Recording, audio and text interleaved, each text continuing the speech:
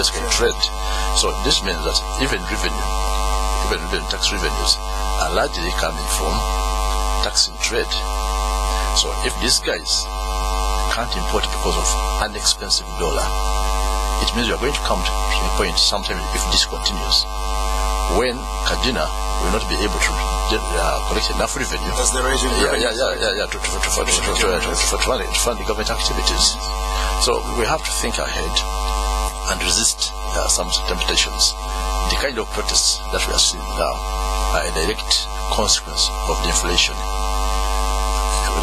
They are talking about important inflation, but I think teachers on the street, largely because of food inflation, they can't afford food. In the past, they have lived with these wages, they have always wanted more money, but they can't stand it because it has hit where it matters. But how many teachers do we have? 332,000. One may argue that because of the MPs have increased their take home to 19 million, that even teachers should be given more money, but the two are different. At 19 million per MP, I think we are going to spend about 7 billion. 7 billion. Yes. Yeah. How much would you spend if you gave each teacher 500,000 shillings? Well, for teachers, I've done a certain calculation. If they give them an extra 80,000 shillings, no, they want 500,000. But I said if the government said we'll give you only 80,000, they'd have to find $50 million for the year. $50 million for the year. That's 100-something billion. So 150 So the budget will bust, and this is not being supported. You give them more money, but that's not being supported by production, meaning that inflation will get worse. So we need to sit down and pull the brakes on some of these things. There will be more protests, but I think the best the government can do is sit down with these people and program those pay adjustments. The way Kenya did. I think the other week they completed the last tranche of 20% for the teachers. This was programmed over about 3 years. 40, 20. Yeah, so we shouldn't say no to the teachers, but we should sit down and work out a program that does not complicate this further. And then Kintu made a valid point, about the state of the economy, the transition from where the NLM found it and where it is today. But I think we have still been making some mistakes, and I hear agitation for us to repeat the same mistakes. Agriculture. Everybody wants more money to go into agriculture. I think agriculture has been a very, very big area of wastage of public resources. I think we should look for a new model of funding agriculture and take the government away. What is the government supposed to do? Ideally, extension services, research, and the rest you can get the private sector and stimulate give incentives to the private sector. I was in Rwanda a few years ago, some new settlement where I found peasant cattle keepers working as community vets, fellow cattle keepers around them buying this service from them. And where I found women multiplying the tree seedlings and selling them to projects. But here, in 1987, this government set up food silos across the country. A few years down the road, they were sold. If the government, those are the areas the government is supposed, strategic areas where the state is supposed to be very active, maybe by now we would have sufficient food reserves to dampen the impact of this inflation. So I think we need to move away from populism, become more pragmatic, and stop spending money just for the sake of it. NADS has been a very, very big failure and total waste. Of course, there's an organization called Sendakao. They have a very interesting model. Things work on themselves. They give them very little interventions, and it just multiplies it balloons. Of course, there's the other issues come to Mr. Kayondo. There's been a complaint about over-liberalization. For one of the signs that we over-liberalized, we sold a UVB to South African companies, which is owned by the government in South Africa. South Africa has not moved out of its economy entirely. What are your solutions anyway? Solutions are quite many, and when you are sick, you need both. Short-term measures, medium-term, and long-term. Yes. If you are taking the Panadol, don't think it will cure your wound, but it will kill the pain for for a time being. So as a time measure intervention, we're already aware that maybe sugar production in the country had a problem with some factories undergoing renovation, and then we also had just one factory maybe continuing with the production. That's why for us in our submission to government we are saying, yeah, we are members of COMESA, and right now if we have a problem and we become a signatory to the protocol of the tariff, then we can buy sugar from them cheap. From yes, and we could create a quota because we want to protect the country, the factories within so that they can grow. But for the time being, as a mitigative measure, we could give quotas maybe to either importers or manufacturers. They bring this one. Manufacturers just get quotas. Yes, and we bridge the gap. Meanwhile, life continues, and when the production, they come back to the production, then we can go ahead and restrict the entry of the imports of these other. Then looking at what my fellow panelist was talking about, the effect of teachers increase. That is, in fact, the second round effect of inflation. Yes. Where inflation is breeding inflation, so that we shall have another cost push inflation, where cost because the wages, when we are asking for more pay, then definitely. And this is a situation where we don't have strategy of most of the communities in the market. In fact, most of the communities are in abundance, and what we are suffering, and the people don't have the kind of money to buy. So there is a stagnation and inflation. Stagflation. Which is called stagflation. And incidentally, this is where it becomes very complicated. With stagflation, we have, it is a paradox. When we are addressing stagnation, we need expansionary measures. And when we are addressing inflation, we need contractionary measures. It becomes a paradox. We need to rethink.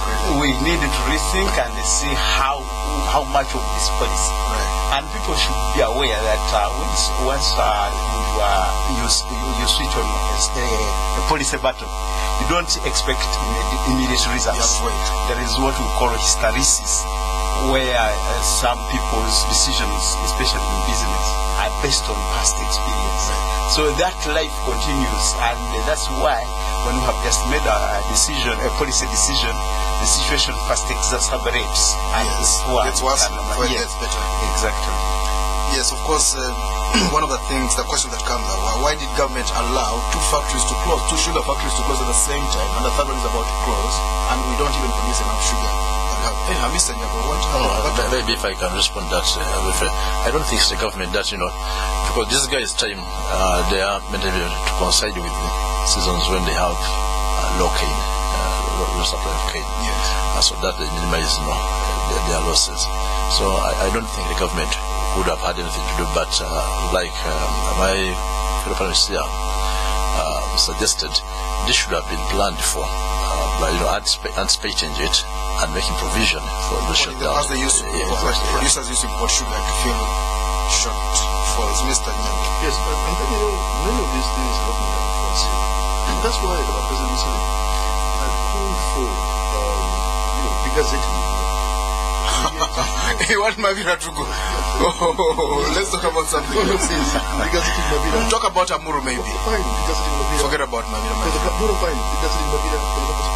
Because this had been crossing. Second, and then you might as well talk about swamps growing. No, very answer. Now then, there was the issue of Amuru. Again, Amuru was also called for modifying both Amuru and this sugar. But yet, the opposition politicians, the short-termism they have been making, they stopped this. So, but these are things, because production is the problem. And, land had been allocated to, but the opposition refused. The same thing with power, because you find that we need more power, and the opposition sometimes, yes, but the government fortunately has not made that. Dams are being constructed, Karuma and others, and within the next 5 years we possibly be producing 3,000 megawatts. Now, there is also the issue of diplomacy, because without stability, then you cannot produce, you cannot expand, because Uganda has to export commodities, Uganda has to trade, Uganda but it must have good neighborliness. And clearly the president is trying his best. Over the weekend, as you know very well, he spent 4 days in Rwanda. It was not for the sake of just going for a vacation. Rwanda is one of our biggest export markets. And we did some donation. Well, the donation, yes. The donation is talk about that. The donation is less than 1%, because as I've mentioned to you, it's 12% of the president's budget for the whole year. No, but that donation is in relation to the exports we export to Rwanda and the jobs created. For example, we made about 1.5%. Yes, I mean that's really that replicates the. And by the way, there are Ugandans in Rwanda. I mean, 4,000. Those are the ones that are but yes, so there are Ugandans in Rwanda who study in Rwanda and so forth. Let's hear from you, dear listeners. Tonight, the current economic crisis, how can we get out of it? You can call in now. Our number is 0414-348-111, 0312-260-390, and 0312-261-390. Spectrum, hello. Good evening. Good evening, your name? My name is Wakabi. I greet your panelists. The other day, on the eve of meeting the president when the teachers declared the strike, I saw my friend there, Nyago, was very furious on NTV. And I really sympathize with him because he didn't know that the government officers who had failed to communicate properly. And that's why the teachers actually went on the strike. Because most of the arrogance from the government, you imagine 2009, we came out very, very clearly as a union and we told the government that the financial crisis and eventually it will affect Uganda. We lost Mr. Spectrum. Hello. Hello. Your name, sir? Lusinji. Yes. Thank you for hosting those panelists in the studio. But I want to go straight to the point. Driving the economy to the right destination, it needs effort from the people and the government leaders. So, with the rampant corruption which is existing in Uganda and the failure to sensitize the masses, you'll find that everything that is aimed at is going to be a failure. Because now when you look at the NAD program that was brought by the government, it went narrowly and failed to achieve the objectives because people were not sensitized enough, and even the political side was also put into the issue and everything became politicized. So what should be done is fighting corruption and sensitizing the masses about the positive policies. Okay, I think your point is made. Thank you very much indeed. Spectrum, hello? Yeah, I was still making my point that the communication. Yes, keep it brief, please keep it brief and to the point. Is a problem. If people, the government and the people are moving together and communicating properly, then the issue of this economic crisis can be moved out of it. You look at Europe, how they moved out of this crisis. Because they were communicating properly, they involved everybody, and they were not pretending. But most of our people in government are real pretenders. Thank you. I think you made your point. Edmond, good evening. Good evening, your name?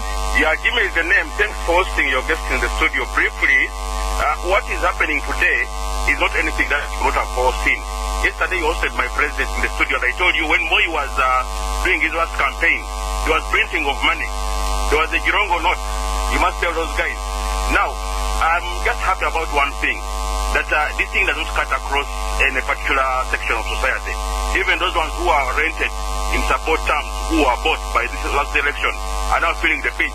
And this is what we told them. Good evening. And Nyago, it is happy to hear that you can fix things. Oh God, interesting. Hello? Yes, your name? Hello? Hello? Hello? Yes, sir, you live on air. Your name? My name is Erection. I want to say one thing. I also want to say that the Bank of Uganda policies, the fiscal policies by Bank of Uganda in raising interest rate is good, but only to a point. Why? Because raising the rate, there are some people in this country who have money which is not in the banking system. we must think of a way out of how to mob out that money. There is the cross section of people in Uganda who do not have money that they bank, and it's a lot of money in facts in houses. Those are the people who do speculative business. Whenever there is money, foreign currency in forex bureaus, they go and buy. That's a very important thing. So the policy of just raising interest rates and so on is not sufficient. Our final caller, Spectrum. Hello. Hello. Steven is my name from Kazo. And I just want to contribute on the economic crisis now that we are going in. Now, there is a problem. We have people in Uganda. They have money, but they never consider the people at the grassroots. Now, we have people who buy, they order the factory to buy all the sugar they have, and they stock it. Perhaps they export it to Southern Sudan, and they leave people in Uganda suffering. What should the government do for such people who are holding that sugar in their store? Let's get straight back to the studio. Mr. Nyago. Well, I think the callers gave very constructive contributions, which policymakers should take note of. Like Mr. Eresu, I think has a very valid point. There are people clearly, yes, we have seen examples of people like Mr. Akankwanzi. Behind his pillow. So such people definitely, well, no matter what policies come up from the Bank of Uganda, you might find that they may not be sufficient. Not necessarily, but I think we need to attract those people to put their money in the bank. Now, regarding Mr. Wakabi, I think mentioned a very important point of the workers in the urban areas being hit by the food inflation. I think one of the things we need to, apart from production, we need to also ensure that the infrastructure is in place. Roads are in place, railways are in place to ensure that these things can be transported. And then, okay, programs like irrigation, as he has mentioned, we are fortunate in Uganda, we have got water. I mean, we have got many streams, and like 20% of our land mass is water. So we should, I think, look towards that. Yes, I think we will overcome this. Mr. Wakabi. Well, I think I'm more optimistic than my brother is, because I think, if you look at exchange rate, for instance, the actions by the Bank of Uganda should eventually see the rate of return on Uganda government securities become quite attractive to offshore investors.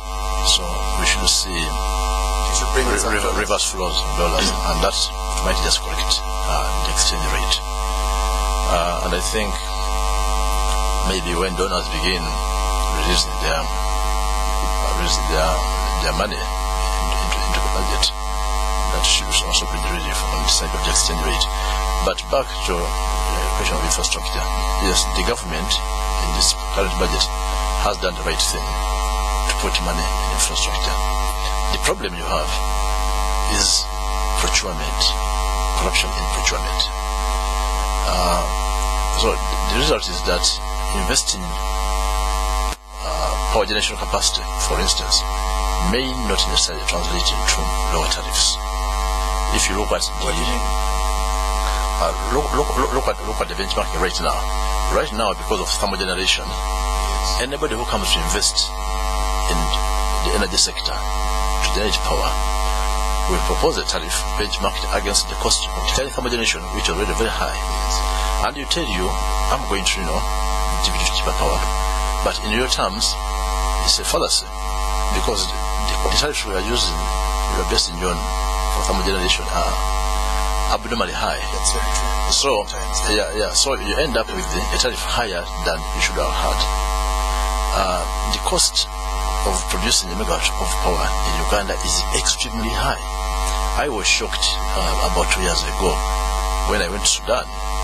I visited a new power project, the Meroe Dam, 1,250 megawatts, $700 million. Yes. You are doing Vijagali, 250 megawatts, $800 million. Actually, more than it's gonna be, it's not over $1 billion. Yeah, but I'm told that that's inconsequential, because this guy signed a turnkey contract with with the contractor, so he suffers those spillovers. But so now you cannot have a power project that will give you power cheaper than what the guy will supply. That's the reality. Because if cheaper power comes out tomorrow, maybe 5 years from now, this guy has got 25 years of his concession running, cannot be undermined by cheaper tariff from Karuma.